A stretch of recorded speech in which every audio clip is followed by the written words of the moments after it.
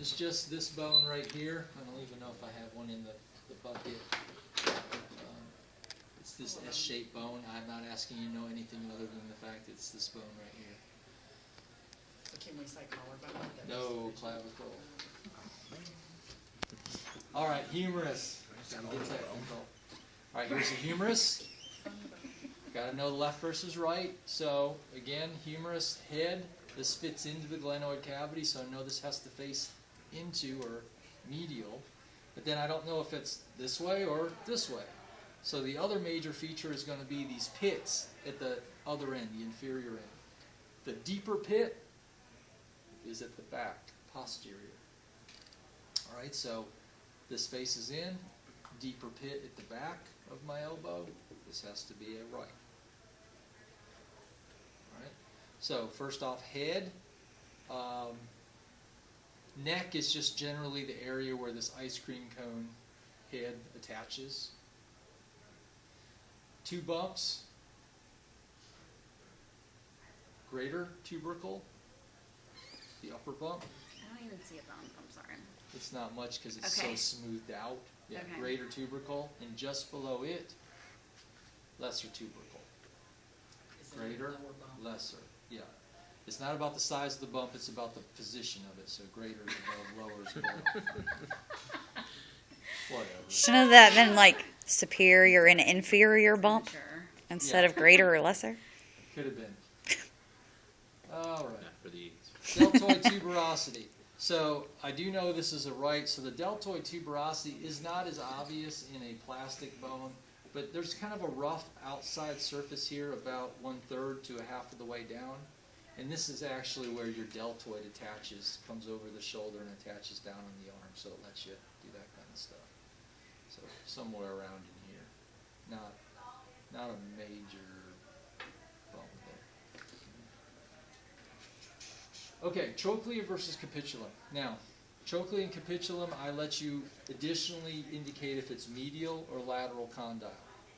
I like medial lateral condyle in terms of ease because once you determine what's left and right, then you can clearly tell yourself, oh, this is the outside articulating surface, which is always a condyle. So I know this to be lateral or capitulum. And if the other one is inside, this rolling space right here, this is the medial condyle, otherwise known as the trochlea.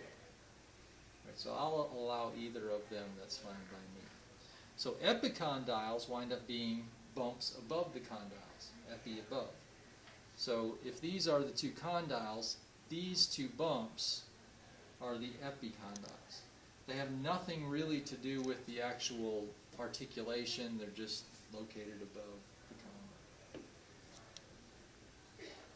condyle. Coronoid versus olecranon fossa. So, if I took my next bone, I don't know if it's the same side or not, so I'm just going to be kind of vague about this, but if you notice, it turns out that the bump at the front of the ulna fits into this smaller dent in the front of the humerus. So this turns out to be the coronoid fossa, and therefore this projection is the coronoid process. So the coronoid process of the ulna fits in the coronoid fossa of the humerus. That's the front side, anterior side of your elbow. Therefore, the back side, with the bigger hole, this is, or pit, this is the olecranon fossa of the humerus, olecranon fossa. And therefore, this projection on the back side or posterior side of the ulna becomes the olecranon process. The olecranon process fits into the olecranon fossa of the humerus.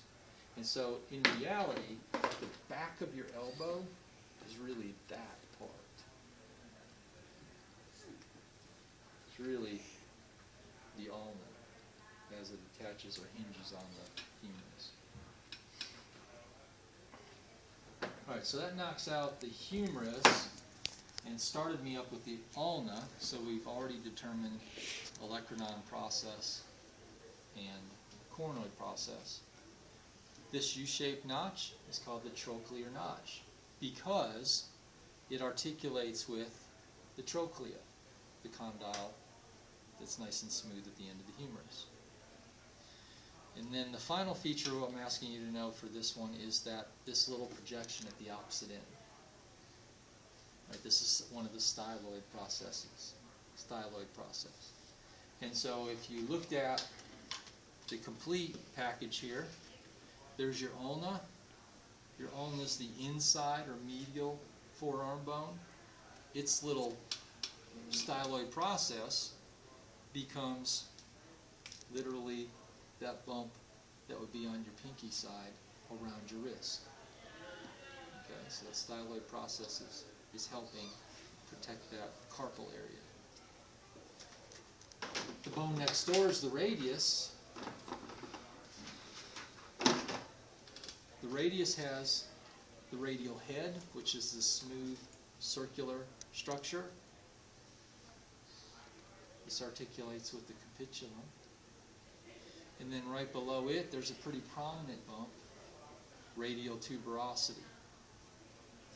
And then at its inferior end, or really we should say the distal end, we would see that there is another bump, similar to what was on the ulna.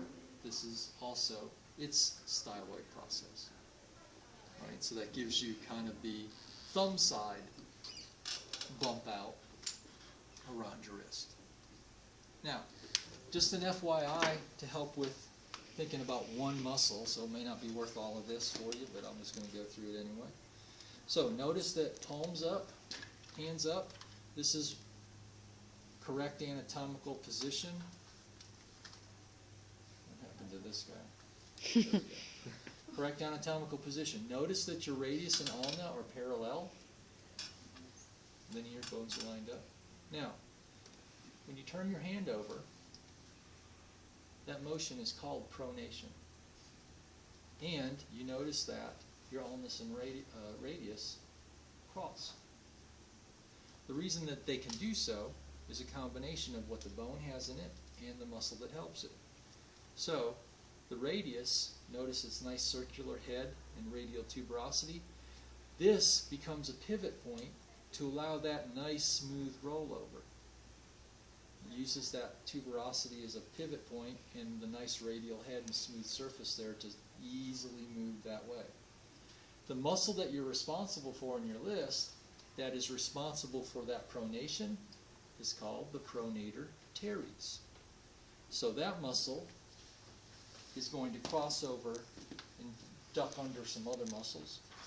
And when it contracts, it pulls the thumb over and turns that arm down to pronate. So there's a connection there. Okay, hands and feet. There's a busted up foot. There's a hand. I don't require you to know the carpals, but those would be the wrist bones, the small bones down here. Your palm is really the metacarpals. Those would be these. And then your phalanges, 3 per finger and 2 for the thumb, giving us a little more limited mobility with the thumb, but it's pretty good otherwise. So 2, 3, 3, 3, 3. That's the hand. The foot. All these smaller bones here, there are 2 actually fairly large bones I need you to know by name, but these would all be considered tarsals. And then, you know, the foot proper, if you will, going forward from the ankle, those would be the metatarsals. And then again, your toes, like the fingers and thumb, your smaller toes, first 4 toes, if you will, 3 bones, and then the big toe, 2 bones, all phalanges again. The 2 tarsals that I want you to know by name, the heel bone is the calcaneus, here, and then the one with the smooth surface, this is the one that articulates with your tibia to give you your ankle joint. This is called the talus. Talus.